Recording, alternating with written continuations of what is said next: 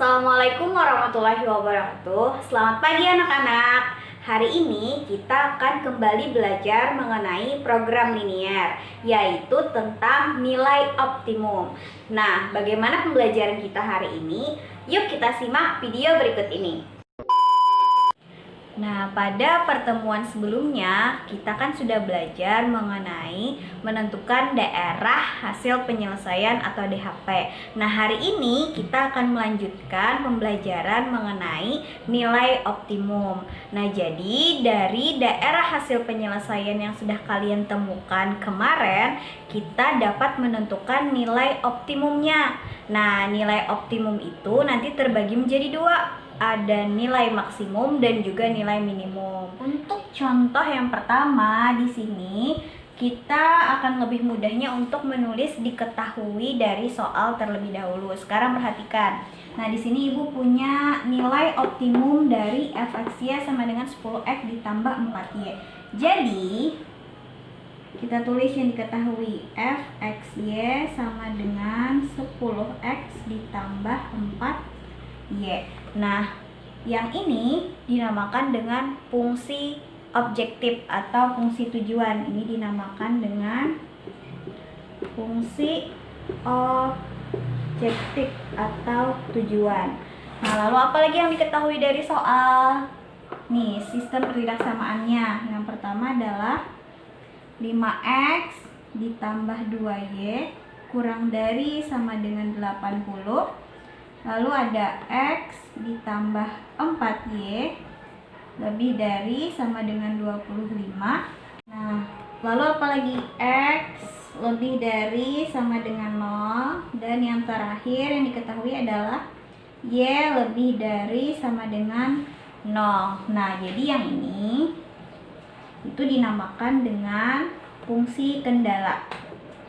Fungsi kendala. Nah, fungsi kendala ini adalah fungsi yang kita gunakan untuk menggambar DHP seperti pada pertemuan sebelumnya. Ini yang fungsi kendala yang ada di sini tadi, Ibu taruh di sini, papan tulisnya nggak muat ya. Sekarang kita lanjutkan untuk menggambar daerah hasil penyelesaiannya terlebih dahulu.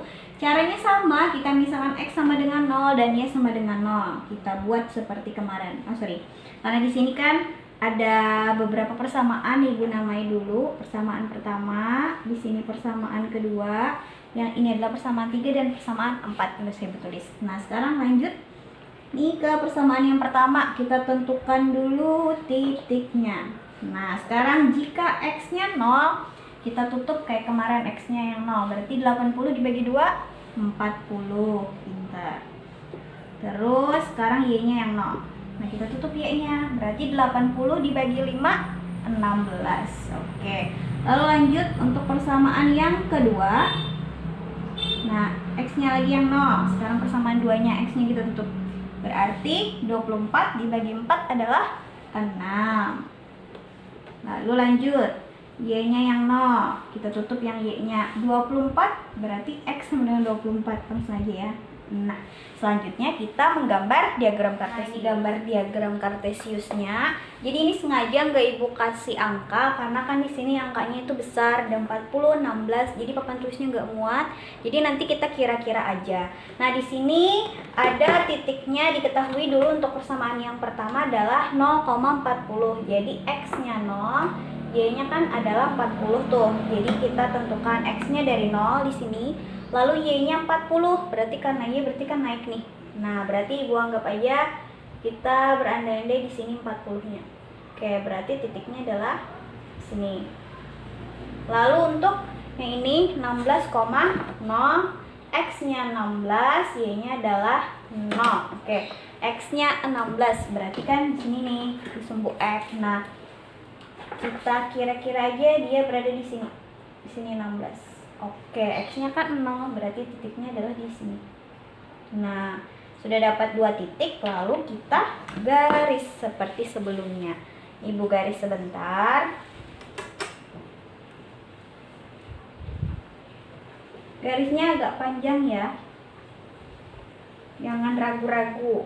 Nah, ketemu ini Ibu namakan dia garis I1. Nah, sekarang kita lanjut ke persamaan kedua. Di sini X-nya adalah 0, Y-nya adalah 6. Oke, X-nya 0, Y-nya 6. Berarti kemana? Ya, ke atas. Kira-kira aja ya. Berarti dia ada di sini. Sini 6. Berarti titiknya di sini. Lalu yang ini, nah X-nya adalah 24 dan Y-nya adalah 0. X-nya 24, berarti kan di sini. Nah, 24 itu kan lebih dari 16 nih. Berarti harus lebih ke kanan dari 16. Berarti kita andai-andaikan aja dia di sini deh. Nah, di sini adalah 24. Karena Y-nya 0, berarti di sini titiknya. Nah, kalau udah, sekarang kita satukan kembali titiknya.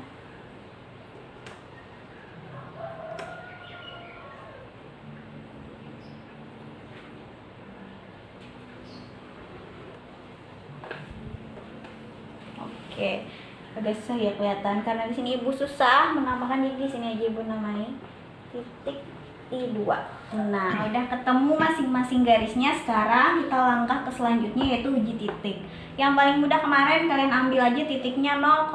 Nah, kita kerjakan dulu, kita uji titik untuk persamaan yang pertama. Ibu tuliskan persamaan yang pertama adalah 5x ditambah 2y kurang dari sama dengan 80. Kita masukkan nih, X-nya adalah 0, berarti 5 dikali 0 ditambah 2 kali Y-nya adalah 0 kurang dari sama dengan 80. Langsung aja, 5 dikali 0, 0 ditambah dengan 2 dikali 0, 0. Berarti 0 ditambah 0 adalah 0 kurang dari sama dengan 80.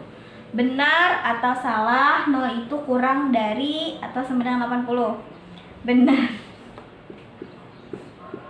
Benar ya. Nah, tadi kan udah ketemu nih benar. Artinya dia benar berada di daerah 0,0. Artinya dia menuju 0,0. Sekarang kita cek garis yang ini nih, berarti persamaan 1. Agar dia menuju 0,0 berarti dia ke bawah atau ke atas? Bawah kan? Langsung aja ibu arsir ya. Arsirnya ingat agak panjang. Jangan takut. Oke, nah sudah. Sekarang kita lanjut ke uji titik yang persamaan kedua. Di sini ibu punya X ditambah 4Y lebih dari sama dengan 24. Kita masukkan, X-nya adalah 0 ditambah 4 dikali Y-nya adalah 0 kurang dari maksud ibu lebih dari sama dengan 24. 0 ditambah 4 dikali 0 kan 0 tuh. Berarti 0 tambah 0 adalah 0. Lebih dari sama dengan 24. Nah, kita cek. 0 lebih dari atau sama dengan 24, benar atau salah? Salah. Oke, ini salah ya. Berarti dia tidak berada di daerah 0,0. Berarti dia tidak menuju 0,0. Sekarang ini, agar dia tidak menuju 0,0, ke atas atau ke bawah? Ke atas kan, karena 0,0-nya di sini. Ibu arsir. Pakai spidol warna ungu biar kelihatan. Tuh.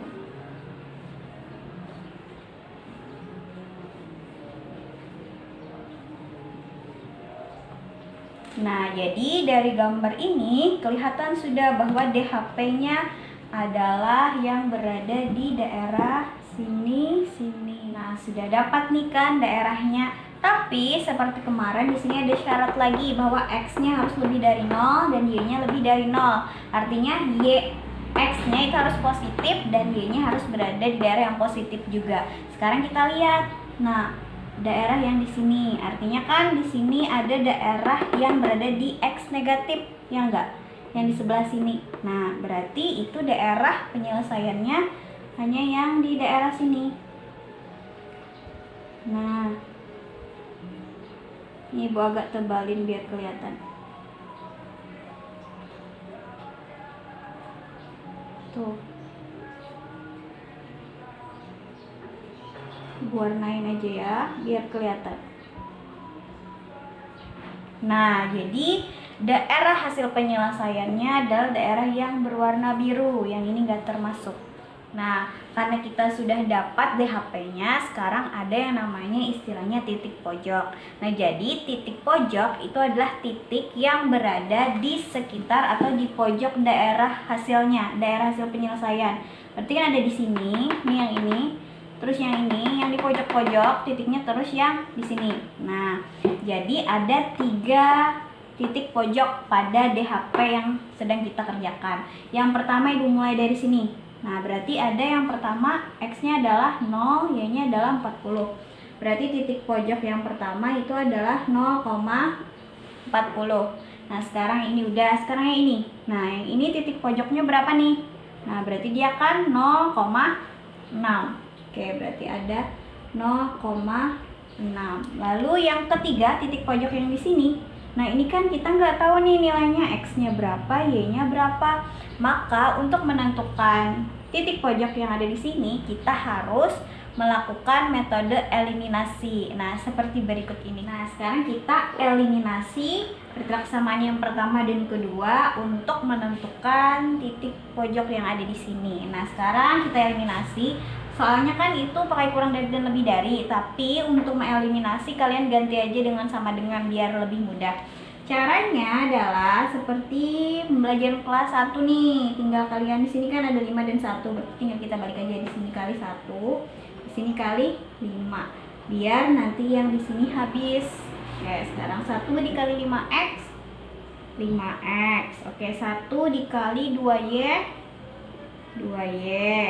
Lalu sama dengan 1 dikali 80 80. Oke, lanjut. 5 dikali x 5x. Ditambah dengan 5 dikali 4y 20y. Sama dengan 5 dikali 24 adalah 160. Sekarang baru kita kurangkan. Nah, 80 dikali, tadi Ibu agak salah hitung. Sengaja biar kalian konsentrasi. Harusnya kan 5 kali 24 120. Sekarang baru kita kurangkan. 80 dikurang 120 negatif 40. Lalu ini 2y dikurangi 20y adalah negatif 18y. Ini kan udah 0 nih, gak usah dihitung. Jadi mencari y adalah 40 per 18. Negatifnya nggak Ibu tulis karena kan negatif dibagi negatif positif nanti hasilnya. Nah, baru kita sederhanakan. Masing-masing bisa dibagi dengan berapa nih? Bagi 2 ya, bisa ya. 40 dibagi 2 20. 18 bagi 2 adalah 9. Nah, bisa juga nih kita buat jadi pecahan campuran. 20 bagi 9 dapatnya berapa? 2. Oke. Lalu berarti 2 kali 9 kan 18. 18 tambah berapa agar jadi 20? Berarti 2 per 9. Nah, 2 per 9 ini Ibu bulatkan aja menjadi 2. Jadi nilai Y-nya adalah 2. Sekarang kita mencari nilai X-nya. Caranya sama, kalian kita eliminasi aja juga. Nih Ibu tuliskan terlebih dahulu. Tungguin. Nah, sekarang tadi kita sudah dapat Y-nya, sekarang kita cari nilai X-nya. Maka kita harus menghilangkan nilai Y-nya, yaitu dengan cara, nah ini kan biar habis nih harus dikali dengan 2, lalu di bawah sini dengan 1. Jadi biar habis nanti di sininya. Oke, 2 dikali 5x adalah 10x. 2 dikali 2y adalah 4y. Lalu 2 dikali 80 adalah 160. Sekarang yang di bawah 1 dikali x ditambah dengan 1 dikali 4y 4y. Sama dengan 1 dikali 24 adalah 24. Lalu kita kurangkan. Nah, 160 dikurang 24, sini 10 berarti kurang 4 adalah 6. Sini sisa 5, 5 kurang 2 adalah 3, berarti 136. Ini habis, nggak usah gitu. 10x dikurang x adalah 9x. Berarti x adalah 136 dibagi 9. Sungguh kecil tulisan Ibu ya. Kita lanjutkan. 136 dibagi dengan 9. Ibu hitung di sini. Oke. 9 kali berapa? Kita mendekati 13. 1 kali 9 9. 13 dikurangi 9 adalah 4. Berarti 46. 46 bagi 9 dapatnya 5. 5 kali 9 45. berarti sini 1. Dijadikan pecahan campuran, berarti kita ambil yang di atas ini, angkanya 15, sisanya adalah 1 per, ini bawah sini tetap 9. Nah kalau ibu bulatkan 15, 1 per 9 itu kita anggap aja dia sebagai 15. Jadi ketemu nih, X-nya adalah 15 dan Y-nya adalah 2. Nih ibu hapus dulu hitungan kita tadi. Nah ibu tulis di sini, di titik pojok sini, X-nya berapa? 15. Oke, Y-nya berapa? 2. Jadi ketemu dah 3 titik pojoknya. Nah untuk menentukan nilai optimum itu kalian harus memerlukan fungsi objektif. Nah fungsi objektif ini adalah fungsi yang sudah kita tentukan di awal tadi yang ada di soal. Nah sekarang titik pojoknya yang ketiga ini kita masukkan ke dalam fungsi objektif. Kita mulai dari titik yang pertama. Untuk titik 0,40, maka kita ganti aja, X-nya adalah 0 kan, berarti 10 dikali 0 ditambah dengan 4 dikali Y-nya adalah 40. Nah mari kita hitung bersama-sama. 10 kali 0, 0 ditambah 4 dikali 40, 160. Jadi nilainya adalah 0 ditambah 160 adalah 160. Lanjut ke titik pojok yang kedua, berarti kita mencari titik 0,6. Udah kita masukkan lagi 10, tulis aja, dikali dengan X-nya ganti dengan 0 ditambah dengan 4, Y-nya adalah berapa nih? 6. Sama dengan 10 dikali 0, 4 dikali 6, 24. Berarti 0 ditambah 24, 24. Sekarang masih ada titik yang terakhir, yaitu 15,2. Nah kita ganti lagi 10, X-nya adalah 15 ditambah dengan 4 dikali Y-nya adalah 2, sama dengan 10 dikali 15, 150 ditambahkan dengan 4 dikali 2, 8. Oke, 150 ditambah 8 adalah 158. Nah jadi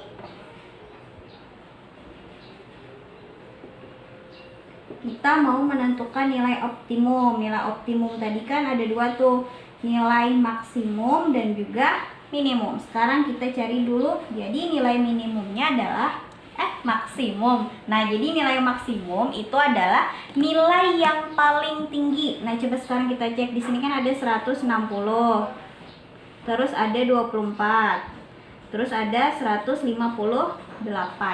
Angka mana yang paling tinggi di antara ketiga ini? 160. Berarti nilai maksimumnya adalah 160 dan nilai, tuliskan dulu, minimum.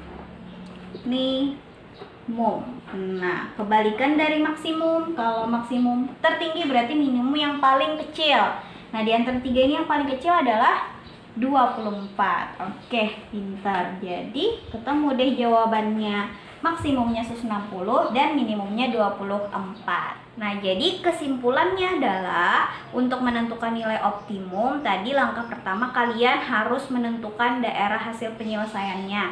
Nih, setelah dapat gambar DHP-nya, kalian menentukan titik pojoknya. Menentukan titik pojoknya tadi kan melihat dari gambar. Nah, kalau misalkan nanti ada titiknya seperti tadi yang tidak kalian ketahui titiknya seperti yang ini, kalian kerjakan eliminasi untuk menentukan titik pojoknya. Nah, setelah dapat semua titik pojok, itu kalian masukkan titiknya ke fungsi objektif. Nah, satu persatu kalian masukkan. Setelah selesai, baru kalian cek yang mana yang paling tinggi nilainya dan yang mana yang paling rendah nilainya. Nah, itu saja. Nah, itu tadi penjelasan mengenai nilai optimum. Semoga bisa dipahami ya. Jangan lupa kerjakan tugas di classroom-nya. Silahkan bertanya di grup WhatsApp. Jangan lupa like, komen, dan juga share video ibu. Terima kasih. Ibu tutup. Assalamualaikum warahmatullahi wabarakatuh. Bye-bye.